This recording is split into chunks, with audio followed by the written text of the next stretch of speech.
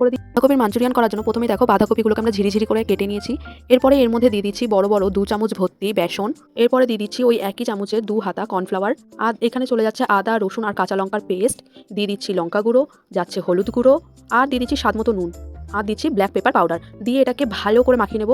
প্রথমে কিন্তু আমরা এই বাঁধাকপি মাখার মধ্যে জল দেবো না। যদি তোমাদের মাখার পর মনে হয় যে একদম শক্ত হয়ে গেছে, তাহলে কিন্তু একটু জল দিয়ে তোমরা মেখে নিতে পারো।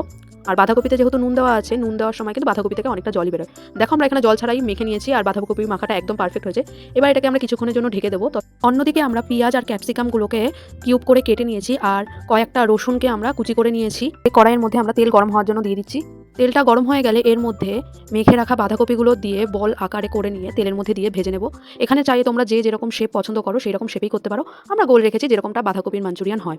একটা সাইড লাল করে ভাজা হয়ে গেলে তারপরেই আমরা উল্টে দিচ্ছি। দেখো লাল করে আমরা এবার এগুলোকে ভেজে নেব। বাঁধাকপিগুলো আমাদের লাল করে ভাজা হয়ে গেছে, এবার উঠিয়ে নিচ্ছি। এই অবস্থাতেই কিন্তু তোমরা খেয়ে নিতে পারো পকোড়া হিসাবে। আবারও আমরা বাঁধাকপিগুলোকে ভেজে নিচ্ছি। কথা বলতে বলতে দেখো আমাদের এই বাঁধাকপিগুলো ভাজা হয়ে গেছে, এগুলোকে আমরা তুলে নিব। কথা বলতে বলতে দেখো আমাদের সবকটা বাঁধাকপির মাঞ্চুরিয়ান কিন্তু ভাজা হয়ে গেছে, একটু দেখিয়ে দিচ্ছি।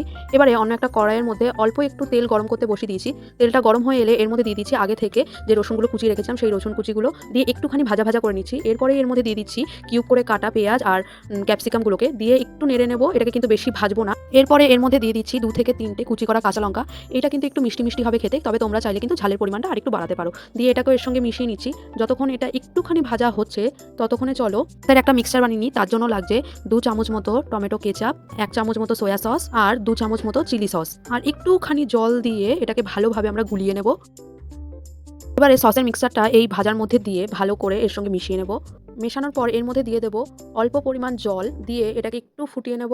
যতক্ষণ জলটা ফুটছে ততক্ষণ চলো একটা কর্নফ্লাওয়ারের মিক্স বানিয়ে নিই। তার জন্য লাগছে 1 চামচ মতো কর্নফ্লাওয়ার। সেটাকে একটুখানি জল দিয়ে গুলে নিচ্ছি। দিয়ে জলটা ফুটতে আরম্ভ করলেই কর্নফ্লাওয়ারের মিক্সচারটা এর মধ্যে দিয়ে ভালো করে মিশিয়ে নেব।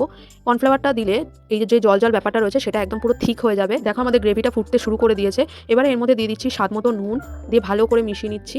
আর দিয়ে দেবো 1 চামচ মতো চিনি। তোমরা এখানে চিনির পরিমাণটা বাড়াতেও পারো। তো গ্রেভিটা আমাদের অনেকটা ঠিক হয়ে এসেছে। এবারে এর মধ্যে আমরা দিয়ে দিচ্ছি আগে থেকে ভেজে রাখা বাঁধাকপিগুলোকে, দিয়ে এই গ্রেভির সঙ্গে আমরা ভালো করে মিশিয়ে নেব। বেশিক্ষণ কিন্তু মেশাবো না, যদি এর মধ্যে অনেকক্ষণ ধরে ফোটাই তাহলে কিন্তু একদম নরম হয়ে যাবে, সেটা কিন্তু খেতে ভালো লাগবে না। একটুখানি জাস্ট আমরা ফুটিয়ে নিচ্ছি। দেখো গ্রেভিটা আমাদের এই বাঁধাকপির মধ্যে পুরোপুরিভাবে টেনে গেছে। ব্যাস, বাঁধাকপির মাঞ্চুরিয়ান কিন্তু আমাদের একদম রেডি। তোমাদের একটু কাছ থেকে দেখিয়ে দিচ্ছি। দেখো কতটা সুন্দর লাগছে দেখতে, আর খেতেও হয়েছিল কিন্তু খুব সুস্বাদু।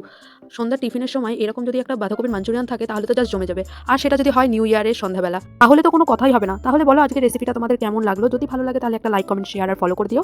আর যদি রেসিপিটা ট্রাই করে থাকো তাহলে নিচে কমেন্টে মেনশন করে দিও। দেখা হবে অন্য একটা ভিডিওতে। বাই।